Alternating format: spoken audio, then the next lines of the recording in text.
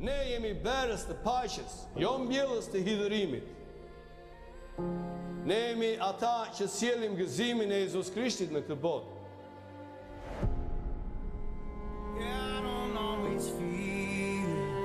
Jeta është vetëm në Jezus Krishti lart në qiell.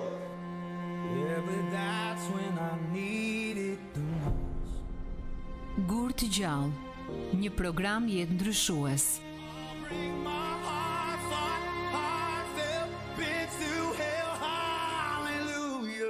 Ftoja Jezus Krishtin sot, thoj, Zoti Jezus, eja. Mesazhe nga shërbesa e pastor Shkëlqim Baraku që vijnë çdo ditë në familjet tuaja në orën 18 dhe në orën 10. Fillo sot një jetë të re me Perëndin. Ulem përpara Teje, Zot, për mëkatin që më ke falur në kryq. Nuk kam mrekulli më të madhe. Cili do që thëret emrin e Jezus Krishtit për shpëtim, i janë falur mëkatet në përjetësi. Je një mëkatar i falur. Dhe kur ti e falur, je i shenjtë dhe ti duhet të ecësh në shenjtëri. Edhe në qoftë se do të vdisni, ju do t'ju duhet të jetoni përsëri. Ky është shkembi. Ky është shkembi.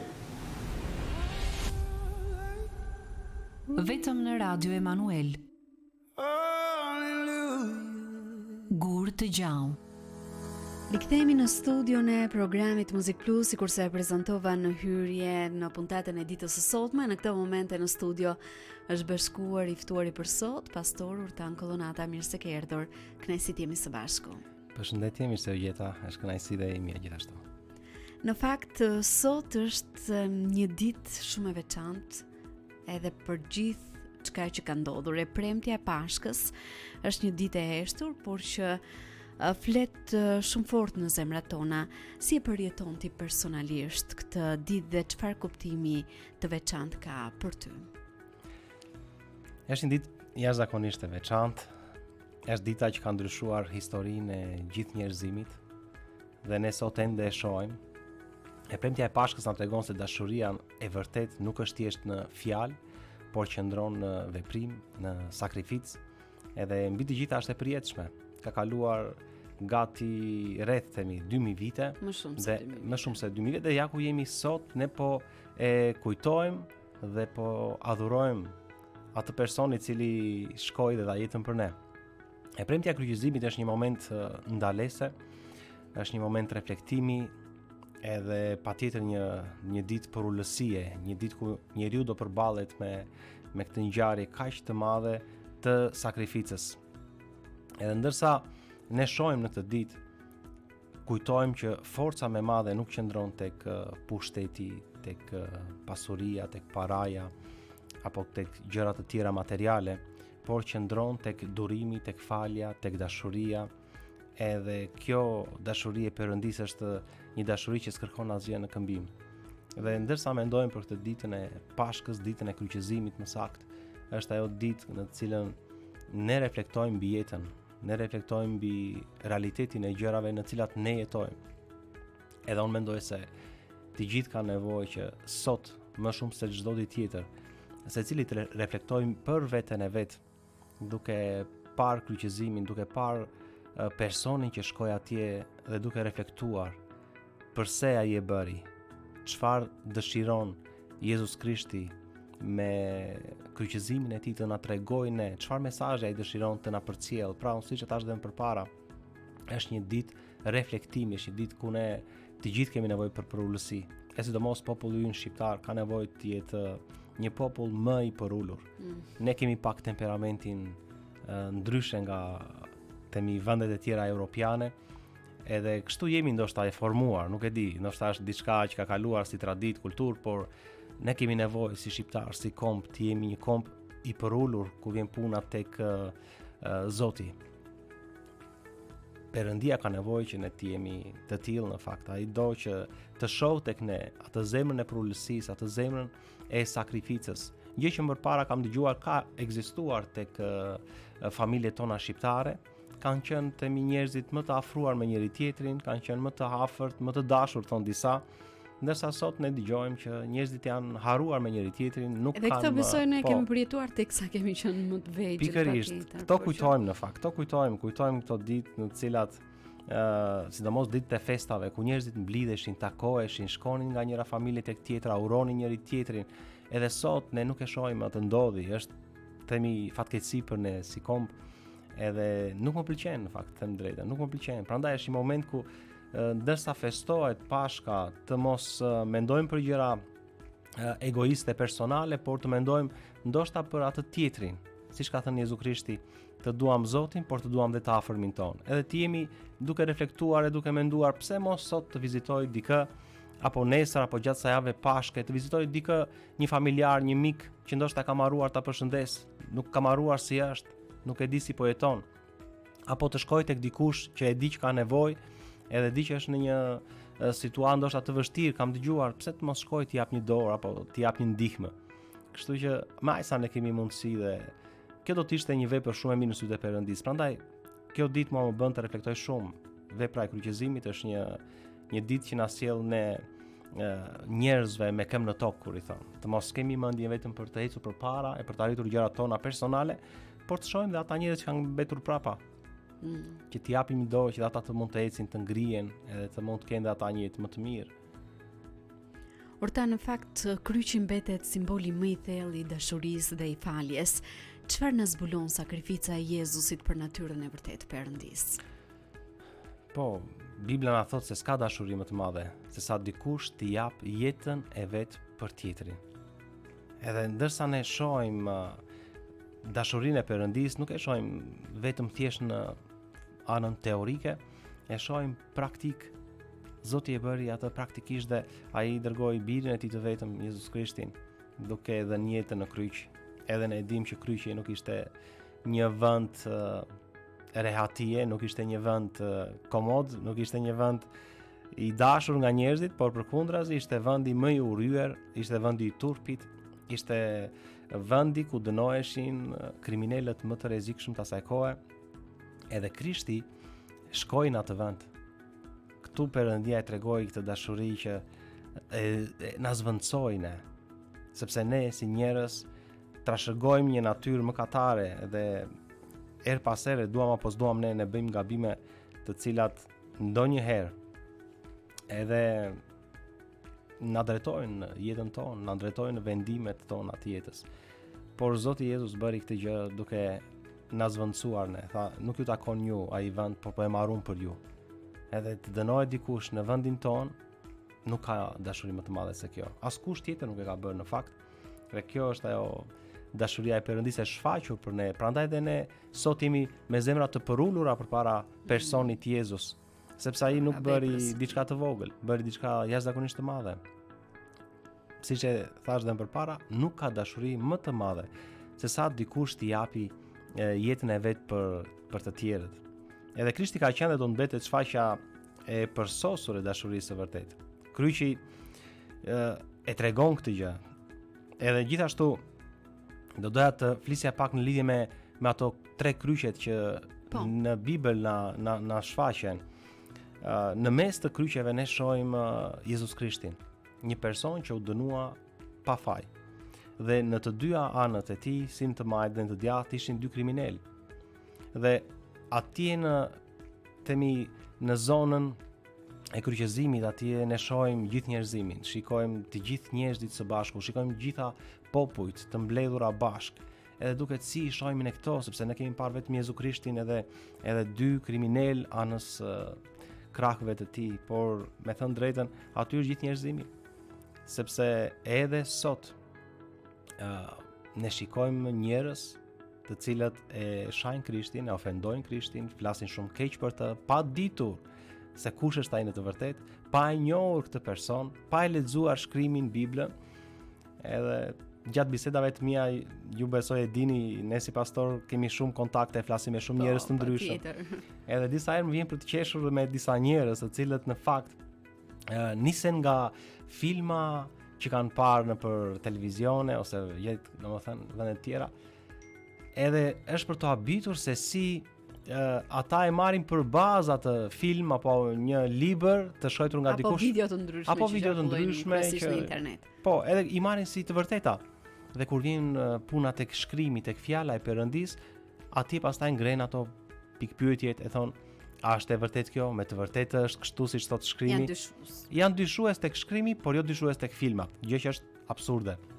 Megjithatë, siç e thash, në njërin anë ishte një kriminal i cili po blasfemonte Krishtin, po tallej me të në një farë mënyre, po i thoshte, nëse ti je biri i Perëndis, nëse ti je Krishti, Mesia, atëre shpëtoj veten, na shpëto dhe neve. Por ishte një tjetër kriminal që në një mënyrë të habitshme ai zbuloi se kush është Krishti. Ai zbuloi se çfarë është ky person. Edhe ai tha, Zot, kujtohu kur ti të shkosh në mbretërinë tënde. Kujtohu për mua. Domethënë ishte e jashtëzakonshme, domethënë dhe Krishti kur dëgjoi këtë fjalë, ai tha, sot do të jesh me mua në parajs. I premtoi diçka të jashtëzakonshme. I tregoi atij njeriu që unë do t'i jap jetë të përjetshme. Ti do të jesh gjithmonë pranë meje. Edhe ne i shohim të dy këto natyra në gjithë botën sot. Njerëz që arrin të kuptojnë kush është Mesia, kush është Krishti, arrin të kuptojnë pse ai shkoi në kryq, dhe ka një pjesë tjetër e cila blasfemon dhe shan, ofendon Krishtin, por ne dimë që ata që shajnë dhe blasfemojnë Krishtin nuk do të kenë jetë të përjetshme, por ata që e vlerësojnë kryqëzimin, ata që thonë ai nuk e meriton të jetë atje, por ai e bëri këtë për shkakun ton. Këta do të jenë ata njerëz që Bibla premton do të kenë një jetë për gjithmonë pranë Zotit. Ndërsa Jezu Krishti është në mes të dyja kryqeve, pra Jezu Krishti është në mes të kësaj të këtyre natyrave njerëzore dhe ai thot unë jam burimi i jetës. Afroni tek unë, do të keni jetë të përjetshme.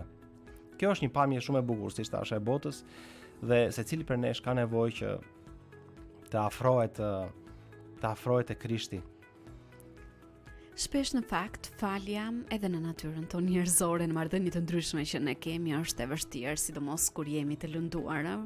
Çfarë na mëson premtja e Pashkës për fuqinë e faljes dhe si mund ta kuptojmë që falja është çlirim dhe jo dobësi, sikurse ne mund ta mendojmë herës? Po. Dhe kur vjen puna tek falja, të gjithë ne njerëzit kemi problem në këtë drejtim. Edhe kjo është e vërtetë sepse falja është diçka që vjen nga Perëndia, falja është diçka hyjnore. Nuk është në natyrën tonë mëkatare njerëzore që ne të falim të tjerët. Natyra jonë njerëzore mëkatare na shtyn që ne të urrejmë, të kemi një qëndrim kundër të tjerëve që mund të na lëndojnë apo mund të na kenë prekur diku. Ndërsa Zoti në fjalën e tij thot falni dhe do të jeni të falur. Është një shkrim shumë i veçantë. Falni dhe do të jeni të falur. Zoti nuk po thot këtu bëni sikur falni të tjerët. Në fakt, falja që Perëndia kërkon që ne t'i japim të tjerëve është ajo falje që ai na jep ne. Ai thot, ashtu si Ati juaj qellor ju ka falur ju, kështu bëni dhe ju me të tjerët. Në të njëjtën mënyrë. Pra kjo është një standard falje, nuk mund të jetë një tjetër lloj. Shpeshherë ne kemi bërë gabime, edhe besoj të gjithë mund të, nëse bëjnë një analizë të vetes së tyre, një reflektim mbi faljen, jam i sigurt që do ta gjenë veten këtu, që disa herë ne kemi bërë sikur kemi falur, disa herë nuk kemi falur, por falja që kërkon Perëndia prej nesh, për të qenë realist dhe për të mos gënjur veten tonë asnjëherë, sepse ne mund gënjejmë tjetrin, por s'mund gënjejmë dot Zotin, i cili shikon zemrat dhe mendjen tonë. Ai thot falni të tjerët ashtu si unë ju kam falur ju. Edhe ne dimë që falja e Zotit për ne është një falje e vërtetë, është një falje me shumë dashuri, me shumë sakrificë, edhe me dhimbje gjithashtu. Kur Jezu Krishtin e shikojmë në kryq, një nga gjërat që ai tha ishte falje o atë, sepse nuk din çfarë bëjnë. Me një fjalë do të thoja, Jezusi edhe pse po përndiqej, edhe pse po mundohej, po vuante, ai shkoi tek falja e vërtetë, ajo falja që vjen nga Perëndia dhe tha falje o atë, sepse nuk din çfarë bëjnë. Në të njëjtën mënyrë dhe ne duhet të arrijmë në këtë lloj falje, sepse është kjo falje e cila e çliron tjetrin, por gjithashtu edhe veten tonë. Në fakt, mosfalja është një problem jo vetëm për tjetrin, por është problem së pari për ne. Sepse kur ne nuk falim të tjerët, ne nuk marrim falje nga Zoti. Por jo vetëm kaq, por kjo krijon edhe problem në jetën tonë shpirtërore. Kur ne kemi mosfalje në zemër, është si një lloj hidherimi që qarkullojnë vazhdimisht në shpirtin tonë. Dhe her pas here kjo do të trazojë mendimet, vendimet tona, veprat që ne bëjmë, edhe ecjen tonë në besim, por edhe ecjen tonë të përditshme. Kështu që ne kemi nevojë të çlirohemi së pari dhe për veten tonë, por edhe duke bërë atë që Perëndia ka urdhëruar në fjalën e Tij, të jemi falës ndaj të tjerëve siç Perëndia është falës tek ne. Edhe për të vazhduar për të mbetur edhe pak më tepër tek falja, si mund të bëhet falja një urë e cila na afron gjithmonë edhe më tepër me Perëndin, por edhe me njëri tjetrin në marrëdhëniet tona të përditshme, të cilat janë të pashmangshme dhe ne këtu reflektojmë atë mosfaljen, zemërimin, inatin. Ne na duhet të marrim vendime të sinqerta, na duhet të jemi persona që nuk ja lëm kohës, sepse shpesh herë themi ai se koha ndoshta me kalimin e kohës ndoshta gjëra do të marrin drejtim vet. Asgjë nuk merr drejtim vet nëse ne nuk i japim drejtim gjërave tona. Edhe në këtë rastin e faljes do të thoja ne kemi nevojë që të jemi ne ata që ndërtojmë ura lidhse, bashkuese me ata persona të cilët kemi ndoshta konflikt apo kemi mosmarrveshje të ndryshme, duke marrë hapa konkrete. Do të tregoja një lloj ilustrimi. Ishin dy vëllezër të cilët pasi morën trashëgimin nga ati i tyre, filluan të ndanin tokat, për shkak se u zemëruan me njëri tjetrin dhe thanë atëherë do të ndajmë tokat me njëri tjetrin, dhe vllai i madh tha unë do të bëj një kanal të madh midis pjesës time dhe pjesës tënde në mënyrë që ti dhe unë mos kemi hyrje dalje. Edhe në ato ditë kalon një punëtor i cili donte të gjente punë për vete. Edhe ndërsa po kalonte, gjen vllajën e madh dhe i thot, "Ej, unë dua punë. A ka dikush të më japi punë?" Edhe ky thot, "Ah, shumë mirë, hajde këtu. Unë kam bërë të kanalin këtu në mes dhe dua të ndajmë nga vllai im sepse nuk dua që ai të kaloj, por jo vetëm kaq tani, me që ti erdhe, unë dua që ti të më ndërtosh një mur që unë as të mos ta shikoj fare vllain tim." Po. Edhe pasi e porosit, largohet vllai i madh dhe punëtori filloi të ndërtonte diçka komplet ndryshe nga çfarë tha ky burr, të themi.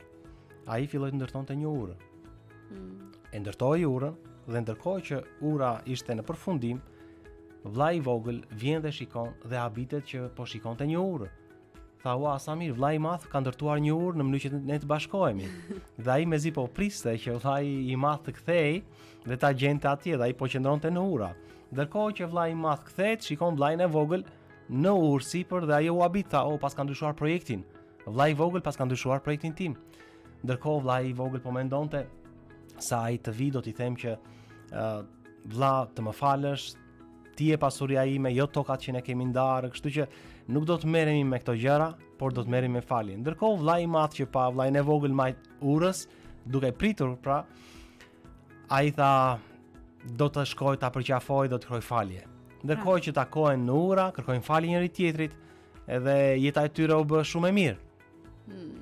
Një farë mënyre, sigurisht nuk qenë veprimet e tyre. Veprimet e tyre ishin veprime ndarëse, veprimet e tyre ishin veprime mosfaljeje, por dikush u fut në mes për të ndërtuar këtë lloj ure bashkimi dhe vëllezërit u falën, vëllezërit u bashkuan dhe ata jetuan shumë mirë me njëri tjetrin. Edhe unë do të thoja, ku qëndrojmë ne sot? Në çfarë pozicionin ne kemi? Jemi vllai i madh, vllai i vogël, apo jemi ky punëtori i cili në vend që të ndërtojmë mure ndarëse, por bën ura bashkimi, ndërmjetësi. Kështu që unë mendoj, jo vetëm për veten tonë, por edhe për të tjerët, ne do të jemi ata persona që ne ndërtojmë ura bashkimi. Të mos jemi persona të cilët ne të krijojmë vetëm ure ndarje, por të jemi ata që kërkojmë njerëzit të jenë bashkë, të bashkohen, të jenë me njëri tjetrin. Në fundit, çfarë do fitojmë nga gjithë kjo histori, nga gjithë kjo jetë? Në qoftë se ne kemi një jetë të mbushur plot me inate, me urrëtie, me xhelozira, me smira e tjera, askund nuk do dalim përveç se do të krijojmë një lloj natyre dhe një lloj karakteri që nuk i pëlqen as Zotit. Perëndia nuk e pëlqen mosfaljen, Perëndia nuk e pëlqen urrëtien, Perëndia pëlqen faljen, Perëndia pëlqen dashurinë, ai dëshiron që ne të jemi sa më afër njëri tjetrit dhe të bëjmë uralise, bashkuese, edhe të kemi harmoni me njëri tjetrin, të kemi dashuri me njëri tjetrin, të kemi falje me njëri tjetrin. Edhe kjo nuk është se është e thjeshtë, unë e di, ka raste ndoshta disa dëgjues mund dëgjojnë e thonë, mo djalë, po ti nuk e di se çfarë më kanë bërë mua. Po. Apo ti se di që më ka bërë mua ai apo ajo. Pyetja që do t'i bëja do t'jetë e tillë. A e di se çfarë i bën Krishtit? Dhe pse ja bën? Ndoshta dikush na ka bërë ne diçka, sepse ndoshta edhe ne kemi bërë diçka të vogël. Ose s'kemi bërë asgjë. Por Krishti jo vetëm që s'bëri asgjë të keqe, por ai bëri mirë, ai fali dashuri, ai ushqeu njerëzit, ai shëroi të sëmurët, ai bënte mirë, thot Bibla, kudo ku shkonte, dhe si përfundim njerëzit ja kthyen shumë keq. E morën, e torturuan, e u tallën derisa e pështyn, domethënë e përulën kaq poshtë. Sa nuk ishte më. Ishte i përulur, thot Bibla, deri në vdekje të kryqit. Edhe përsëri ai nuk tha, shikoni pak, ju po ma ktheni në këtë forme, atëherë un po ju mallkoj, atëherë un po ju vras, atëherë un po ju bëj këtë dhe atë. Jezu Krishti kishte fuqi të bënte gjithçka. Ai mund t'i lutej atit të tij dhe të mund të sillte shumë legjone angjësh, dhe vetëm një angjëll mund të bënte shkatrimin e tërë qytetit atje. Por ai nuk zgjodhi shkatrimin e tyre. Ai tha, unë nuk kam ardhur të sjell luftë, unë nuk kam ardhur të sjell përçarje, unë kam ardhur të shpëtoj ata që janë të humbur. Unë kam ardhur të sjell jetë. Nuk kam ardhur që ju të më shërbeni mua, por erdha t'ju shërbej. Prandaj ne shikojmë Jezu Krishtin, themi personin më të lartë që ka parë njerëzimi ndonjëherë, sepse ai la fronin e qellit dhe mori peshqirin e përullësisë ku lau këmbët e atyre që në fakt e ndiqnin nxënësve të tij, dishepujve. Kështu që Jezu Krishti është personi ideal, është personi përsosur në të cilin ne duhet të marrim shembull dhe duhet ta ndjekim. Unë e kuptoj edhe një tjetër çfarë do të thotë të falësh, nuk është e thjeshtë, nuk është e lehtë, nuk është aq e thjeshtë teorikisht, më falni, është e thjeshtë teorikisht, por jo aq e thjeshtë praktikisht, kështu që por duhet të marrim forcë tek Zoti, duhet të marrim guxim dhe të themi po, do të marr vendim të fal titrin. Dhe mbas saj, unë jam i sigurt që secili do të ndjejë një lloj çlirimi, një lloj lirie shpirtërore dhe një lloj paqe që do të thotë pastaj sa mirë që kanë falur titrin. Edhe unë besoj që secili e di këtë gjë. E di. Edhe unë kështu mendoj, secili prej nesh ka pasur diçka, një eksperiencë të tillë në marrëdhënie të ndryshme dhe ka provuar këtë çlirim, këtë paqe, këtë dashuri që ne marrim sidomos në momente faljeje. Do të kemi një shkëputje shumë të shkurtër muzikore për të rikthyer vetëm pas pak në studio dhe për të vazhduar bisedën në ditën e sotme, por në këtë momente unë ju ftoj të ndiqni këngën Kjo botë kërkon për një ero kënduar nga Gloria Nure. Vazhdoni që ndroni në valët e Radio Manuel në programin Muzik Plus.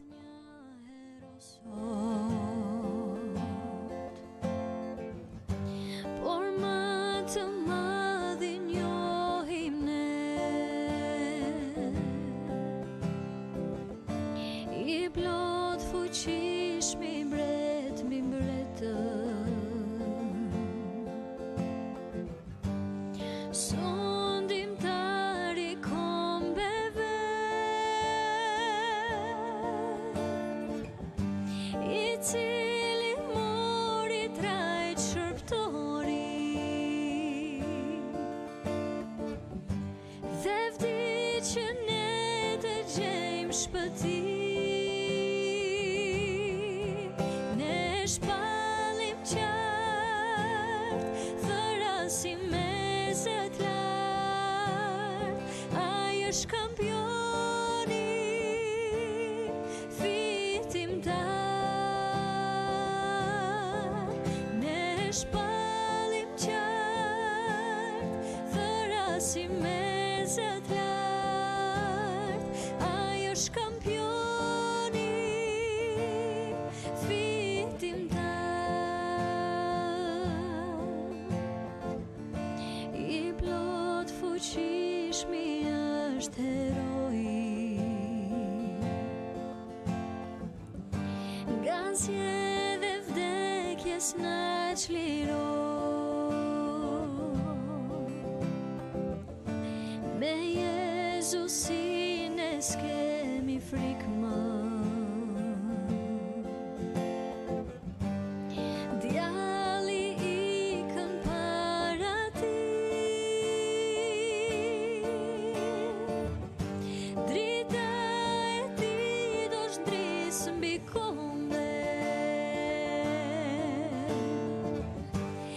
shtatrësi e do të vi,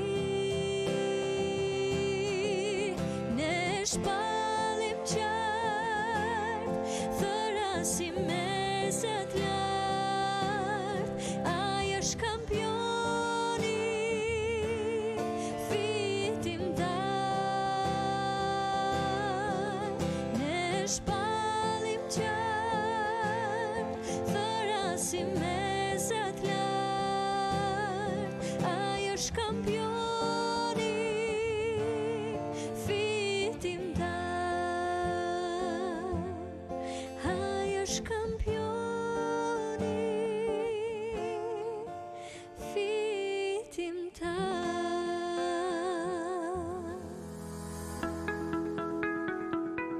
Kjo botë kërkon për një hero është kënga që sapo keni ndjekur kënduar nga Gloria Nure dhe në fakt sot jam duke zhvilluar një bisedë shumë të veçantë me pastor Urtan Kollonata në kuadër të ngjarjes së premtes në këtë javë të Pashkës, sikurse është kryqëzimi.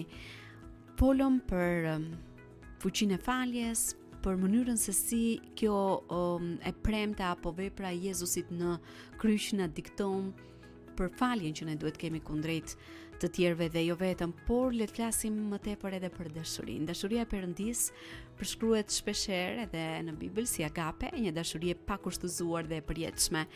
Si e shpjegon Bibla këtë dashuri dhe si reflektohet ajo në ngjarjen e së premtes së Pashkës? Jezusi Jezusi pranoi të vuaj apo të vdes njëkohësisht, jo për miqtë e tij, por për të gjithë njerëzit, dhe këtu do të thoja për gjithë njerëzit me gabime. Fjala e Zotit na thotë që të gjithë mëkatuan dhe u privuan apo u larguan nga lavdia e Perëndis. Kjo do të thotë që njerëzit nuk e kishin dëshirën për të dashur Zotin, për të dashur njëri tjetrin. Kjo dashuria agape humbi në njerëzim me rënien e mëkatit të njerëzit. Dhe duke e parë në këtë këndvështrim, Jezusi tani thot, unë do të vi, do të vuaj. Unë do të vi, do të vdes, do të jap jetën time, sepse sipas shkrimit, ndoshta del pa nga pyetja, por duhet ta shpjegoj edhe këtë pjesë, sepse disa njerëz mund të bëjnë pyetjen, pse na duhet që dikush të vdiste në kryq? Pse dikush duhet të gozhdohej? Ç'është ky krim i tillë që ndodhi dhe tani na thoni ju që ne falemi nga kjo? Në Bibël ne shikojmë që prej fillimit, prej fillesës, që jeta e njeriut, thot Bibla, qëndron në gjakun e njeriut. Dhe për këtë arsye ne shohim dhe në Testamentin e Vjetër, Zoti urdhëron që të bëheshin flijime të ndryshme të kafshëve në mënyrë të tillë që të merrnin faljen e mëkatit. Pra duke qenë se jeta qëndron në gjak, duhet që një gjak i pafajshëm të derdhej, të sakrifikohej, pra të dënohet një qenie që ka gjak në mënyrë që të kishte falje. Dhe ne dim që këto sakrifica zgjasnin për një vit maksimumi. Ndërkohë që Perëndia dëshironte që jo vetëm të mbulonte mëkatin për një vit, por ta fshinte atë përgjithmonë. Dhe që të bënte realitet këtë falje, duhej që të ishte dikush që të mund të sakrifikohej. Duheshe dikush që të mund derte gjakun e tij, po që gjaku i tij të kishte një vlerë jo një vjeçare, por të përjetshme. Dhe kush tjetër mund ta bënte këtë gjë, vetëse dikush që ka jetë të përjetshme në vetvete. Sepse nëse dikush nuk ka jetë të përjetshme në vetvete, sakrifica e tij nuk mund të kishte vlerë të përjetshme. Prandaj na duhet që Zoti në këtë rast, që është Jezus Krishti, të merrte formë njerëzore, sepse vetëm Perëndia është i përjetshëm, ai duhet të merrte formë njerëzore në mënyrë që të kishte mish, kocka, gjak, të ishte plotësisht njeri, që në njeriu të merrej themi dënimi, dhe si njeri ai mori dënimin mbi veten e tij. Dhe si hyni ai kishte jetë në vetvete, ishte i përjetshëm dhe oferta, sakrifica e tij ka një vlerë të përjetshme edhe për ne sot. Prandaj ne sot nuk kemi më nevojë të bëjmë sakrifica apo gjëra tjera për mëkatin. Çdo lloj sakrifice tjetër sot, unë do thoja, është një lloj lëndimi për zemrën e Zotit, sepse ai tha, unë dërgova tani birin tim të vetëm të sakrifikoj për ju, dhe ti akoma bën sakrifica të tjera të pavlefshme. Më kupton si e shikon Zoti? Po. Prandaj në këtë lloj forme ne kemi nevojë kur të shikojmë kryqëzimin ta shohim atë si dashurinë agape të shfaqur nga Perëndia për të gjithë njerëzimin. Dhe sot kushdo që beson te Krishti do të thotë që merr këtë lloj falje nga Zoti, sepse beson që ai gjak që u dert në kryq është për faljen e mëkateve të tij personale. Në këtë formë edhe Bibla na shpjegon dhe thotë që nëse dikush do të shpëtohet, ka disa gjëra të cilat duhet të besoj. Dhe cilat janë ato? Një nga ato është të besojmë që Jezu Krishti vdiq dhe u ringjall ditën e tretë. Të besojmë që Jezusi është Zoti edhe shpëtimtari. Këto janë bazat, themi, të besimit të një njeriu, të cilat sjellin apo bëjnë që kjo dashuri agape të zbresë në zemrën e këtij njeriu dhe të përjetojë dashurinë e Zotit. Në fakt dashuria e Perëndisë është derdhur, edhe hiri i Zotit gjithashtu është derdhur, thot Bibla, tek të gjithë njerëzit. Por njeriu ka nevojë të besojë. Besimi i njeriut do të bëjë që hiri i Zotit të mund të hyjë në jetën e tij. Më kupton, pra besimi jon sjell hirin e Zotit në jetën e secilit prej nesh. Prandaj kur ne shikojmë dashurinë agape, është një lloj veprimi që Zoti bëri, dha jetën e vet për të tjerët, për ata njerëz që ishin plotësisht në mëkate, plotësisht të ndotur në mëkatet e tyre dhe në jetën që ata bënin. Nuk e dha jetën për të drejtët, nuk e dha jetën për të mirët. Zakonisht ne njerëzit themi kështu, unë do të bëj mirë por atyre që më bëjnë mirë. Kjo nuk është dashuri agape. Kjo është një dashuri, themi, e kushtëzuar, që unë do të kem dashuri ndaj atyre që më duan. Ata që s'më duan, edhe unë s'do t'i dua. Kjo nuk është ajo që Perëndia tregon me dashurinë e tij agape. Edhe prandaj them që kjo dashuri agape arrin kulmin e vet në kryq. Një dashuri që jep gjithçka, që fal gjithçka, edhe nuk pushon kurrë së dashurit tjetrin. Pra nuk ka ndalim. Dashuria e Zotit nuk ka ndalim, nuk ka kufi, nuk ka limite.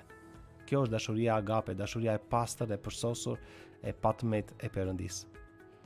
Dhe për të vazhduar për të mbetur tek kjo temë, si mund ta bëjmë dashurinë e Krishtit të dukshme çdo ditë, jo vetëm përmes fjalës, por shumë e rëndësishme përmes veprave konkrete në jetën tonë dhe në marrëdhëniet tona. Po ashtu t'i referojmë i Biblës gjithmonë, sepse ne dimë që Bibla është baza e besimit tonë, është themeli i besimit të kujdo që beson. Edhe në lidhje me dashurinë, Perëndia na flet tek një kapitull i veçantë që ne kemi quajtur gjithashtu kapitulli i dashurisë, që është letra e parë e Korintasve, kapitulli 13. Dhe atje ai na tregon se çfarë është dashuria, si sillet dashuria dhe çfarë bën dashuria. Unë do të përmend disa prej tyre, duke thënë çfarë është dashuria. Dashuria është e durueshme. Pra dashuria nuk nxiton të zemërohet, por di të presë, di të kuptojë tjetrin. Gjithashtu dashuria është e mirë, pra është e butë, sillet me dashamirësi, edhe kur të tjerët nuk e meritojnë atë. Më kupton, pra ne në punën tonë të përditshme edhe në jetën tonë të përditshme, ngado ku ne shkojmë, jo të gjithë njerëzit e meritojnë dashurinë. Sepse silla e tyre na bën ne të mendojmë që ky nuk e meriton. Sepse në mënyra se si po flet, mënyra se si po sillet, ky nuk e meriton dashurinë time. Ose ndoshta edhe se mendojmë, po fillojmë reagojmë direkt. Reagojmë, patjetër, sepse është kjo natyra jonë që reagojmë direkt ndaj gjërave që përplasemi. Por dashuria e Zotit thotë është e butë, pra sillet me dashamirësi edhe kur të tjerë nuk e meritojnë. Nga ana tjetër nuk ka smir dashuria e Perëndisë, nuk xhelozon për suksesin e të tjerëve. Gjë që këtu njerëzit çalojnë pak. Kur dikush ka sukses, kur dikush ka diçka të mirë që po i ndodh, fillon xhelozia. Njerëzit fillojnë, po pse ai ka këtë arritje unë se kam. Edhe kjo ndodhi me Kainin dhe me Abelin, apo jo? Kaini vrau vllajën e vet. Përse? Vetëm sepse oferta e Abelit u pranua nga Perëndia, u pëlqye nga Perëndia dhe Kaini u xhelozua kaq shumë sa guxoi të vriste vllajën e vet. Edhe unë kam thënë dhe kam si shprehjen time këtë her pas here them, xhelozia vret. Edhe njerëzit kur ma dëgjojnë këtë shprehje thon, çfarë po thua? Si ka mundësi xhelozia vret? Po, sepse kur ti e ushqen xhelozin në atë lloj mase, ti mund të arrish e xhelozon fillimisht, pastaj fillon e ke inat, pastaj fillon e urren, urrëtia rritet hapasapi dhe deri shkon atë pikë, pastaj kemi dëgjuar dhe gjëra ajo të këndshme. Kështu që dashuria e Perëndisë nuk ka smir dhe nuk xhelozon për suksesin e të tjerëve, por përkundrazi gëzohet me tjetrin. Edhe gjithashtu nuk mburet dhe nuk krenohet. Dashuria e Perëndisë nuk kërkon të duket më mirë se sa të tjerët. Unë jam më mirë se të tjerët, jam më lart se ata. Edhe të tregoj veten e vet gjithkohës, duke thënë shikoni kush jam unë, jam më lart se të tjerët. Këta të tjerët janë shumë poshtë, janë shumë lart meje. Perëndia na thot dashuria ime nuk mburret, nuk krenohet. Ne po të shohim Krishtin, ai është personi i cili shfaq këto vlera të dashurisë agape. Edhe ai nuk bëri asnjëherë krahasime me të tjerë duke thënë shikoni sa i mirë jam unë, shikoni çfarë arritje kam unë etj. Megjithse ishte jashtëzakonisht i veçantë, megjithse Bibla thotë edhe pse ishte në trajt Perëndie nuk e çmoi si një gjë ku të mbajë fort për të qenë barabar me Perëndin, por e zbrazi veten e tij, e bëri veten e tij shërbëtor. Pra kjo është dashuria e Perëndis, nuk vjen të krenohet, tregoj autoritetin, pushtetin edhe forcën e vet, por thot unë do të jem i përulur, nuk do të krenohem me arritjet e mia, me vlerat apo gjërat që kam. Gjithashtu si sillet dashuria? Dashuria nuk sillet në mënyrë të pahishme. Dashuria e respekton tjetrin. Pra nuk kërkon interesin e vet, nuk është egoiste, nuk mendon vetëm për vete, por mendon edhe për tjetrin. Nuk zemërohet shpejt, pra nuk shpërthen lehtë. Edhe përsëri në këtë pikë do të doja ta theksoja pak. Ne shqiptarët e kemi pak të pjesën e shpërthimit. Ne shpërthejmë me një herë. Nuk kemi të duruar. Fjalën e fundit e themi të parë. Direkt domethënë një konflikt i vogël, direkt shpërthejmë dhe çfarë kemi në mendje e lçojmë domethënë nga goja. Ndërkohë fjala e Zotit na thot o Zot, vendos një roje në gojën time. Unë mendoj që ne si shqiptar kemi nevojë më shumë se sa një roje. Të kemi dy atje në porta e gojës që të jenë duke ruajtur fjalët tona që mos dalin kaq shpejt nga goja jon pa i menduar mirë, sepse fjalët lëndojnë shumë. Edhe fjalët e nxjerra pa u menduar mirë mund të lëndojnë të tjerë persona dhe mund të prishin marrëdhënie të rëndësishme, marrëdhënie të afërta. Ne kemi parë dhe kemi dëgjuar që njerëzit për shkak se kanë folur për të tjerët në mënyrë të pamenduar, kanë prishur marrëdhënie midis miqve të mirë, midis personave në familje, midis personave të farefisit. Edhe këto janë plagët të cilat nuk shërohen lehtë, me thënë drejtën. Vetëm Zoti i shëron. Ne mund të përpiqemi me forma nga më të ndryshme për ta shëruar veten, apo plagët që ne mund të kemi marrë si pasojë e fjalëve të tjerëve, por është e vështirë. Kemi nevojë të shkojmë tek Perëndia, kemi nevojë të shkojmë në lutje, të themi Zotit, Zot ndjehemi lënduar. Edhe Perëndia do t'i duke punuar. E di që ka të bëjë me ndjenjat, ka të bëjë me emocionet dhe gjërat shpirtërore nuk shërohen thjesht. Ndonjëherë gjërat fizike shërohen më kollaj, më lehtë se sa ato gjërat shpirtërore. Po, pikërisht. Prandaj ne kemi nevojë të jemi në një marrëdhënie të mirë me Zotin, në mënyrë që të gjitha lëndimet që kemi në jetë, edhe të gjitha mërzitjet apo gjërat që kemi marrë si pasojë e fjalëve të tjerëve, t'ja lëm Zotit dhe Perëndia të mund të na shërojë. Por sigurisht mbetet për tu parë edhe pjesa tjetër e ndërtimit të urave që përmendëm pak më përpara, që ne kemi nevojë të ndërtojmë ura lidhse me njerëz të cilët mund të kemi pasur konflikte apo gjëra jo të mira. Edhe mund të vazhdoj duke thënë ca pika të tjera në lidhje me dashurinë e Zotit, në lidhje me sjelljen e dashurisë më saktë. Nuk mban mëri. Dashuria e agape, dashuria e Zotit nuk mban mëri i gjatë. Bibla thotë gjithashtu që zemërohuni, por mos mëkatoni. Dielli të mos perëndoj mbi natin tuaj. Me pak fjalë, Zoti thotë, unë e kuptoj që jeni njerëz, e di që mund të zemëroheni, edhe thotë në një farë mënyrë dakord, zemëro, por mos mëkato. Edhe kur ai e quan mëkat kur ti ka kaluar atë kohën që duhet të merje për të restauruar marrëdhënien, për të marrë lirinë e shpirtit tënd, edhe çlirimin e tij. Kështu që Zoti thotë mos i lër një kohë të gjatë zemërimit në zemrën tënde. Por dielli të mos perëndoj, pra. Shko edhe bëj diçka në mënyrë që ti të mund të pajtohesh apo të zgjidhesh një konflikt apo një situatë që nuk shkon mirë. Ktu çallojmë të gjithë. Duke futur dhe veten time dhe çdo, sepse ndjenjat tona, emocionet tona her pas here nuk na shtyn. Kemi frikë se mos lëndohemi përsëri. Kjo është një nga gjërat. Kemi dhe krenari. Krenaria është kryesorja, me thënë drejtën. Por janë dhe këto ide të tjera që po sikur ta bëj përsëri. Më mirë po e le çështjen kështu.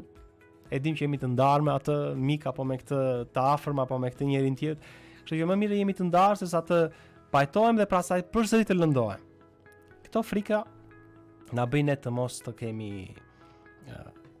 hapin e pajtimit apo ndërtimit të urave lidhse përsëri. Edhe pastaj kemi dhe ca shprehje tjera ne që në fakt janë në kundërshtim me Biblën, ne si shqiptar kemi ca shprehje që janë të mira, i përdorim, e kupton, dhe këto më shumë nxitin ndarje se sa Dhe pajtim. e ke qartë se jo vetëm i përdorim si shprehje, por i vëmë mbi të gjitha dhe në praktik në marrëdhëniet tona. Janë tema të cilat mund të trajtohen totalisht më vete, pse jo unë do doja që në një tjetër puntat ne të ndaleshim tek secila prej tyre, sikurse u ndalëm pak më parë edhe tek falja, por edhe tek dashuria agape. Por një tjetër pyetje që kam në këtë momente, për gjithë ata që janë duke në ndjekur edhe ndoshta e ndjejnë veten larg Perëndis, ndoshta të zhgënjur, të fyr, apo thjesht ndjen bosh. Çfarë do t'ju thojë sot në këtë ditë të shenjtë kur dashuria dhe mëshira triumfuan mbi të gjitha përmes dhimbjes? Ka jashtëzakonisht njerëz të ndryshëm edhe me cilët dhe unë kam folur faktikisht në tërë këto vite të themi të besimit ton, kemi takuar njerëz dhe kemi folur me shumë, të cilët mendojnë pas here që nuk janë të denjë t'i afrohen Zotit, nuk e meritojnë të marrin faljen e Perëndis, pra e konsiderojnë veten e tyre shumë mëkatar. Disa prej nesh ndoshta këtë pikë se kam pasur kaq problem, po ka njerëz, e them që ka plot njerëz, të cilët e shikojnë veten e tyre shumë të ndotur. O, unë jam shumë mëkatar. Zoti mua nuk më ka falur, ose s'do të më fal asnjëherë. Dhe përsëri shkojmë aty te kryqi. Ngado që të shkojmë të diskutojmë në lidhje me faljen apo me jetën tonë si besimtar, apo edhe sikur të mos jenë besimtar, kushdo nga dëgjuesit, kudo ne do të kthejmë syt te kryqi, sepse atje ne do të shikojmë gjithmonë. Ishte ai personi në krahun e Krishtit që u kryqëzua, pra ai kriminali atje, i cili tha pse flet kështu për Krishtin, i tha atij tjetrit pra. Edhe ne shohim që ai ishte një kriminal, ishte një person që kishte bërë vepra jo të mira në sytë e Perëndis, por përsëri mori faljen. Pra, ishte një person që meritonte kryqëzimin, meritonte dënimin e vet, por mori faljen e Krishtit. Prandaj unë do të doja të përcjelja këtë lloj mesazhi edhe tek dëgjuesit, duke i thënë që pavarësisht se çfarë mund të ketë qenë mëkati yt, nuk ka nevojë që ti të dënosh veten, sepse Krishti u dënua për ty. Nuk ka arsye pse ti të mbash kaq bara të rënda mbi supet e tua dhe në zemrën tënde, edhe ti të flasësh kaq keq për veten tënde sikur ti je kaq i ndotur nga mëkati. Tani dikush mund të thotë, po jo unë s'jam kështu. Po, ti nuk mund të jesh, po ka shumë të tjerë me të cilët unë vërtet kam folur dhe e mendoj veten e tyre, duke thënë, jam shumë mëkatar, më fal mua Zoti. Unë kam takuar para disa vitesh një person i cili ishte me misione ushtarake, themi. Po e themi këtë pjesë, edhe duke mos përmendur dhe emra normalisht, sepse s'dua që të. Por ky person ul me mua diku në një vend, po flisnim së bashku. Duke i treguar për Jezus Krishtin, duke i treguar për atë që ai bëri në kryq dhe për faljen që ai jep, ai po më dëgjonte me shumë vëmendje dhe në një moment ai më tha, po mua nuk më fal Zoti, jo.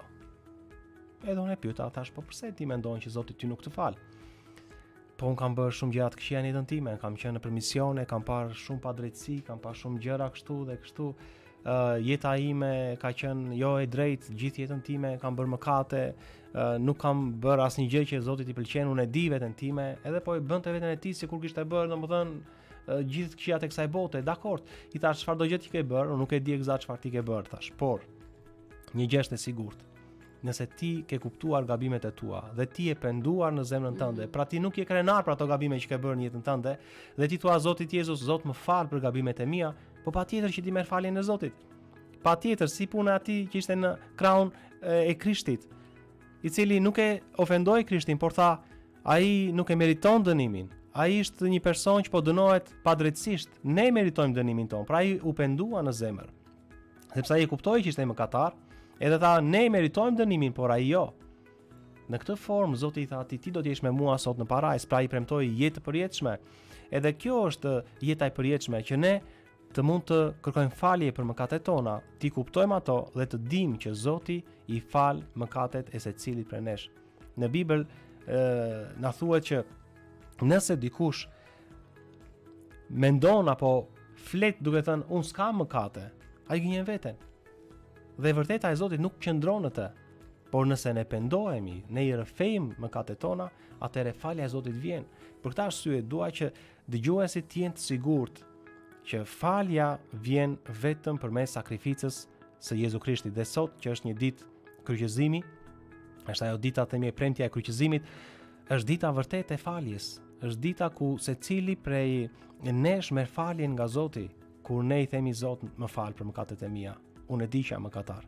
Dhe Zoti nuk e kursen faljen. Përkundrazi e tha, hiri im është dhënë, hir do të thotë dhuratë e pa merituar. Jo se ne i meritojmë, sepse këtu është edhe një problem tjetër. Njerëzit përpiqen të mbushin mendjen Zotit, Zot më fal mua. Edhe bëjnë gjëra të ndryshme. Përpiqen që me veprat e tyre të arrijnë faljen, në fakt është e kot. Bibla thotë që ne nuk e marrim faljen apo shpëtimin me anë të veprave tona. Ne marrim faljen apo shpëtimin me atë që Jezusi bëri, me anë të hirit të Perëndis. Dhe kjo është hir, do të thotë dhuratë e pamerituar e Perëndis. Askush mos mburet. Asnjë nga ne nuk mund të thotë un kam shpëtim ose kam jetë nga Perëndia, ose kam faljen e Krishtit, sepse un kam bërë këtë dhe këtë edhe këtë. Jo, është e kota e pastaj. Nuk ka asnjë lloj vlere. Bibla e thotë që nuk ka asnjë lloj vlere. Falja e vërtet vjen kur ne pendohemi dhe kur ne pranojmë hirin e Zotit në jetën tonë. Kjo është falje e vërtet, kjo është jeta që Zoti dëshiron të na japi. Edhe jo që ne e marrim me anën e forcave apo të diturisë apo të arritjeve tona njerëzore.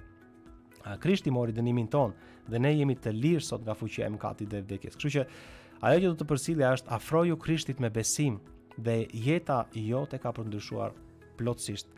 Këtë nuk e them si një teori, unë këtë e them si një provë, duke ditur që unë jam një dëshmitar, ju jeni dëshmitar gjithashtu, sepse ne jemi ata persona që e kemi provuar, duke u afruar te Krishti, ne kemi marrë dhe kemi përjetuar dashurinë e tij, faljen e tij, kemi përjetuar shërimin shpirtëror. Kështu që ne jemi dëshmitar të kësaj ngjarje të faljes edhe të pranimit nga ana e Zotit. Kështu që thirrja ime është afroju Zotit sot në këtë ditë të veçantë. Shkëputemi për të ndjekur një tjetër hapësirë muzikore, rikthehemi vetëm pas pak për të ndalur edhe tek diçka e fundit.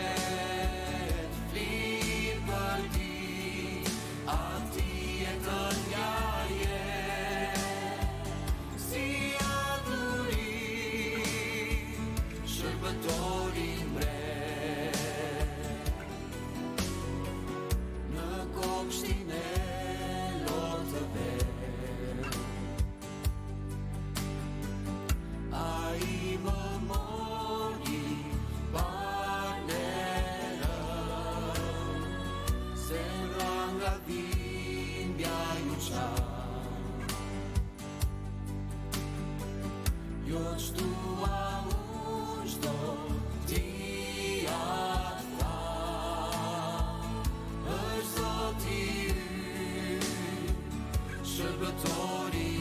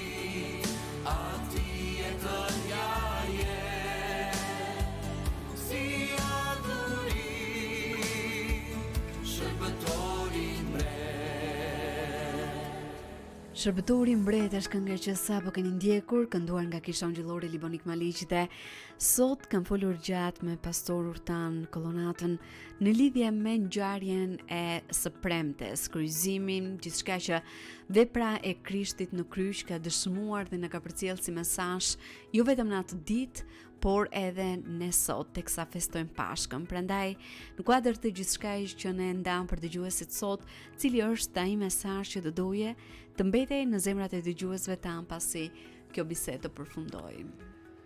Kanë kaluar, siç e thash edhe më përpara, rreth 2000 vite që nga koha e kryqëzimit. 2000 vjet nuk janë pak. Nuk janë pak, janë shumë vite. Edhe ende sot ne përkujtojmë këtë vepër madhështore të dashurisë së Zotit. Do të thotë që ka diçka këtu. Ka diçka për të cilën çdo njeri duhet të mendoj. Nuk është një ngjarje, të themi, e momentit. E kemi atë shprehjen në Shqipëri që themi çudia më e madhe 3 ditë zgjat. Do të ishte haruar. Do ishte haruar. Nuk zgjati 3 ditë, ka zgjatur më shumë se sa 2000 vjet dhe ja ku jemi sot. Ende kujtojmë atë vepër të kryqëzimit në kryq. Dhe kjo është një shenjë që secili prej nesh ka nevojë të reflektojë sot. Dhe ne jemi të gjithë njerëz, ne të gjithë gabojmë, ne të gjithë kemi gjëra që duhet të ndryshojmë në jetën tonë, absolutisht po.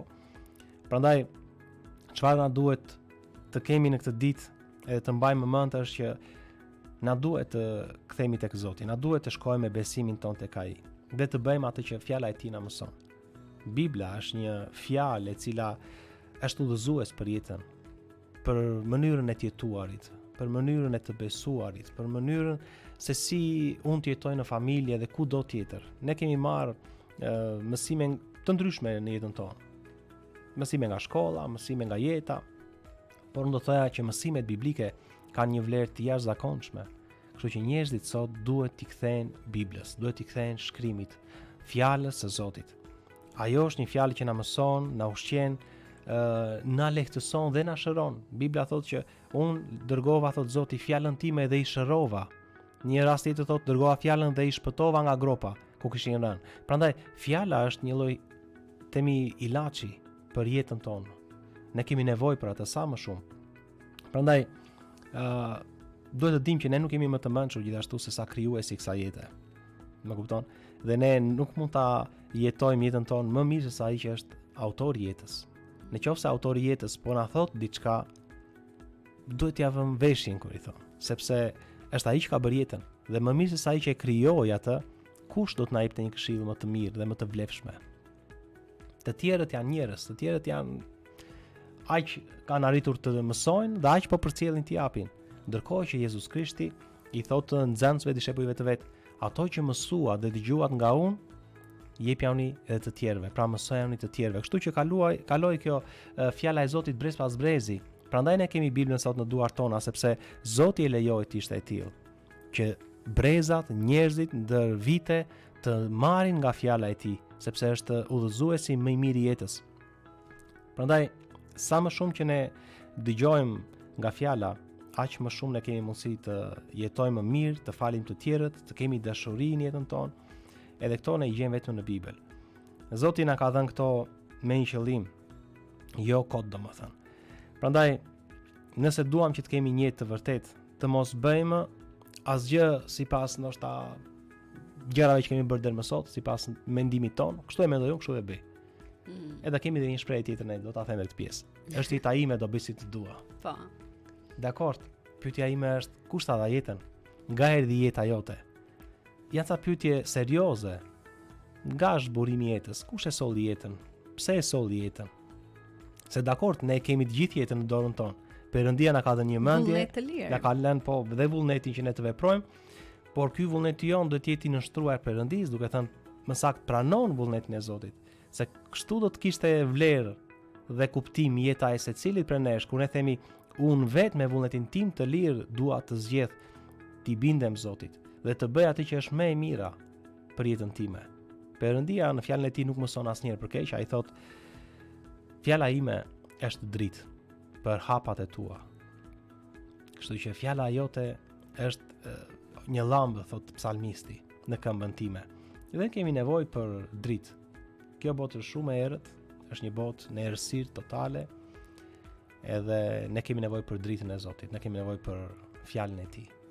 Në kryqëzim, për ta mbyllur, ishte u bë errësirë thot në një moment, kur Jezusi dha frymën, kur ai u kryqëzua pra. Edhe kjo errësirë shkoi në jetën e tij, ai mori këtë errësirë mbi veten, që ne të na jepte dritë e tij. Jezusi është drita e vërtetë. Ai thotë unë jam drita e vërtetë. Kështu që ne kemi nevojë të shkojmë tek drita, jo të ngelemi në errësirën tonë, duke blasfemuar, duke folur kot, duke përmendur më kot emrin e Zotit e tjera me radhë. Të jemi sa më realist me jetën, të jemi sa më të drejtë, të duam sa më shumë dhe të bëjmë atë që është më e mira. Sa kemi mundësi dhe aftësi dhe sa Perëndia na lejon që ne të bëjmë mirë. Kështu që thirrja ime do të ishte afroju Zotit sot në këtë ditë kryqëzimi, duke parë atë vepër në kryq që ishte personalisht për ty, mos e merr për të tjerët. Zoti nuk vdiq për një grup njerëzish të caktuar, ai vdiq për të gjithë botën, për të gjithë njerëzit, pavarësisht backgroundit apo trashëgimisë, nuk e di, fetare e tjera, këto me radhë siç ne njerëzit i ndajmë sipas dëshirave apo qejfeve tona. Jo, Zoti erdhi për të gjithë. Jezusi është për të gjithë njerëzit pa përjashtim. Prandaj, urimi im do të ishte gëzuar Pashkën të gjithëve. Pashkë do të thotë çlirim, do të thotë shërim, do të thotë kalim nga vdekja në jetë. Prandaj ne kemi nevojë të shkojmë në jetën e Zotit. Gëzuar të gjithëve dhe shumë bekime ju uroj secilit në jetën, në familje dhe kudo në fushat e jetës. Falenderoj vërtet shumë Ordan për gjithçka që ndave në ditën e sotme, gëzuar Pashkën dhe shumë bekime në shërbesat tuaja dhe në gjithçka që bëni. Kënaqësi edhe një herë të ishim së bashku sot. Shumë faleminderit, kënaqësi për mua. Ne shkëputemi për të ndjekur një tjetër hapësirë muzikore, vjen kënga Faleminderit Zot, kënduar nga Çimi dhe Nisa, rikthehemi vetëm pas pak në studio.